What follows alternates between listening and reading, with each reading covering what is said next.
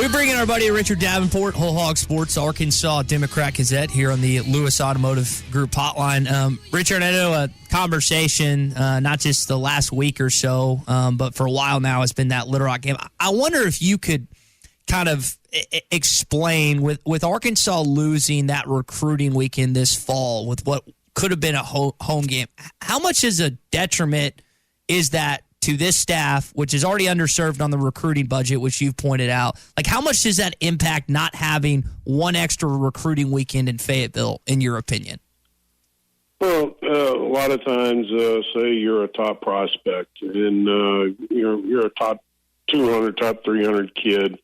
You're being hit up by all these schools saying, "Hey, come visit us for game day," and a lot of times the kids they pencil in certain games, and they may have already penciled in a few games when you ask them, if you're an Arkansas coach, say, "Hey, we want you to come, visit us."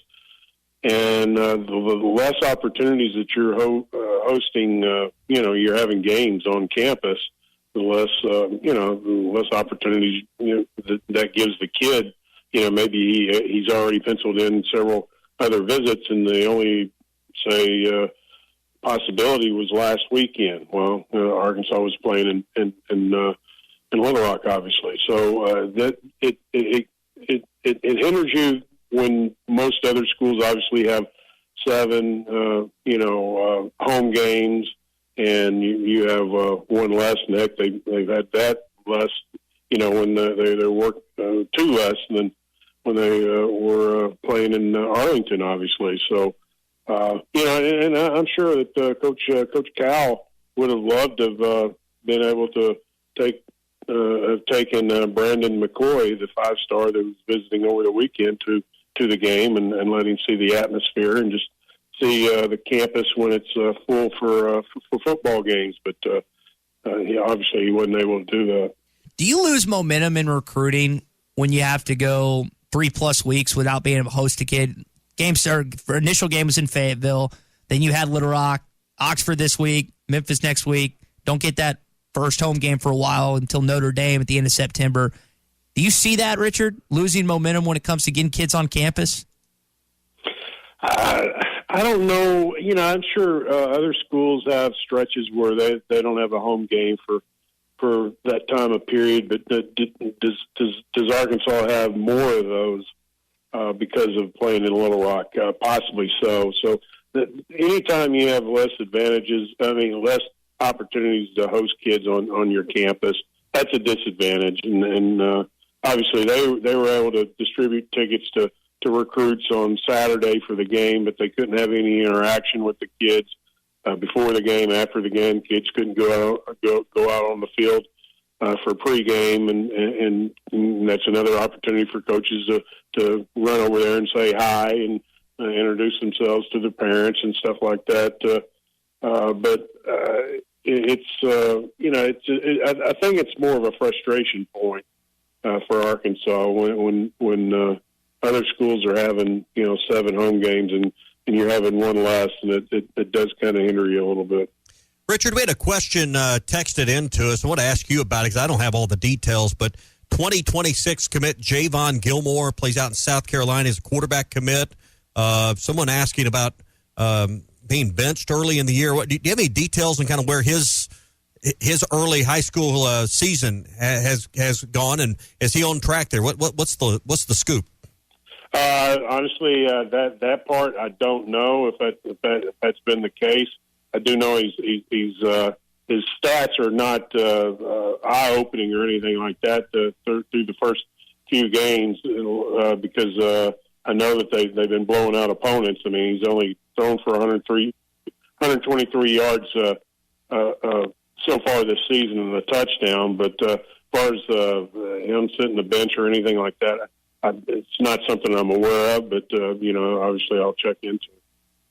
Richard Davenport with us, brought to you by the House of Webster. We're a couple weeks through high school football. I know we're watching some kids around the state. What's caught your attention so far through the first 2 weeks of non-conference play? Well, the Bentonville score, 41-17 over Conway kind of caught my attention, and the two Arkansas receiver commits had big games. Blair Irvin and DeQuan Privo. Both of those guys showed out Friday night, and kind of when you have two SEC commitments at the same position, especially skill positions, you can do a lot of damage. One's tough enough to deal with, but when you're a defensive coordinator on the other team, and you got two guys like that, that's you can maybe double up on one guy, but you can't double up on two. So I think just seeing the stats from Friday and seeing that score, Conway and Buck James, anytime that they play, they got a chance to win. But obviously, Bentonville dominated them on Friday. Fayetteville took care of Broken Arrow in overtime. Another big one, yeah. And the Broken Arrow had beaten a trending in the right direction Springdale Harbor program with a new head coach. Bentonville West, week 0, went to Greenwood and took them to the wire. They've got some improved quarterback play from what I've read. So it looks like, there's several prolific quarterbacks. Fayetteville's got one. I understand Bentonville West has another. There's several prolific quarterbacks on the western side of the state. Yeah, including I shouldn't leave Archer out at Greenwood either out of that list. Right. Everybody knows about him, and Hank Hendricks is Fayetteville. Trey Thompson at Bentonville West is a guy that is definitely, I've written about him as far as one of my under the radar features last year. He's like what 6'3", 6'4", and can move from what I yeah. He's getting attention, and he's going to continue to get attention, especially if he continues to play well. And Bentonville West, plays well and wins some games. But even if he doesn't win games, he's going to get some attention just because he has the ability to change the game just because of his arm and his legs. And everybody's looking at the dual threat quarterbacks more and more, and you get a guy like that. And like you said, his size. I think he was about 6'2" last year, and maybe he's grown an inch or two since last year. But you throw in his size and his ability to make things happen with his legs, along with passing ability, you're going to get some looks. I know Lane Kiffin's worried about that aspect with Taylen Green come Saturday night. Austin Simmons, a little banged up heading this game. He's thrown 4 picks already through 2 football games already. How do you see the quarterback matchup Saturday night in Oxford? Yeah, it's going to be interesting how healthy Simmons is. I mean, obviously, if he's a little banged up, or maybe obviously if he plays and then gets a hit or two and kind of gets re-injured, that would be a big deal, obviously. But it's going to be interesting to see Taylen. He's been outstanding against the first 2 opponents, which you would expect. But can he do that on the SEC level on a consistent basis? That will help obviously separate him from other quarterbacks around the country if he's able to do that. And obviously, that's going to help Arkansas win more games. So, you hope if you're an Arkansas fan that he can continue to play at a high level and make things happen and continue to rise, nationally. And he's already being mentioned by some early for the Heisman. That's great right now, but where are you mid-season and later part of the season? That's most important. And obviously, he's got to play well and on the SEC level and win games to continue to be mentioned in that race. So, outside of the Heisman race, I don't know if we necessarily get in that, but where would you put Taylen through 2 weeks of football and just the SEC overall, quarterback-wise, RD? As of right now, you'd have to say he's one of the top quarterbacks.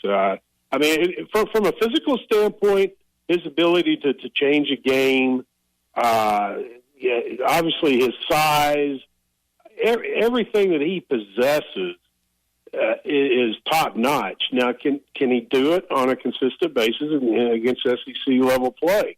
That's going to be the key, and that's how he will be looked upon going forward. It's easy to. I'm not going to say easy, but it's obviously much easier to perform at a high level when you're playing at Alabama, A&M, and Arkansas State. If he can continue to do that SEC-wise, he's not going to have any shortage of accolades and then people looking at him as one of the top quarterbacks in the SEC. RD, what have you thought of Omega Blake and C.J. Brown and the group of wide receivers? They've spread it around. Lots of players getting targets, like 8 and 10. The first 2 weeks have getting catches in games. What's your evaluation of the wide receivers and what Taylen Green has to work with? Very promising because you don't have. Everybody knew he's going to be focusing on Andrew Armstrong last year. And that, a lot of people say, show frustration with Tesla not getting a lot of as many probably as opportunities as they figure that he should have had. But, and some blame Coach Petrino.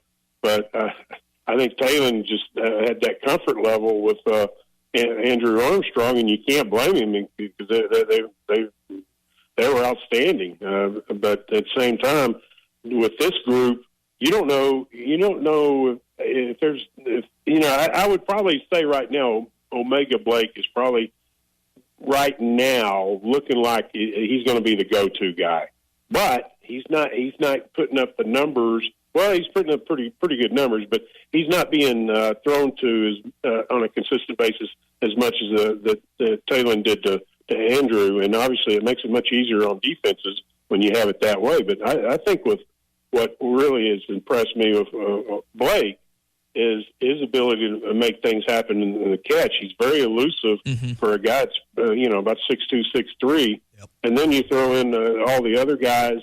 If you're a defense coordinator, you have to really focus on the everybody that's lining up at the receiver position slot. You can't just say, okay, hey, this guy's going to get probably about 60 to 70% of the passes. That's probably not going to happen like it did last year. So I think it gives Arkansas a lot more versatility and makes it more difficult on defense coordinators. You're trying to balance what you've seen because it's lesser competition, but it does look like they've got some speed. I laughed at Phillip Lee last night. He got asked, he played at Troy, and was like, what was it like playing an SEC opponent? It's like speed. They were fast, and obviously it's going to be an uptick in that on Saturday night. RD, good stuff, man. We'll chat next week, hopefully after an Arkansas victory over Ole Miss. We'll see you guys. Take care. You don't always win your first bet. That's why MyBookie has you covered. Use our code HOGS, H-O-G-S, and your first bet up to $500 is fully covered. If your pick doesn't hit, you get it right back with our Bet Back bonus. Go to MyBookie.ag and use the code HOGS to claim your Bet Back bonus. MyBookie's, where bettors win together, because bragging's good, but cashing in is better. And your first bet is fully covered. Use our code HOGS. Got a little jingle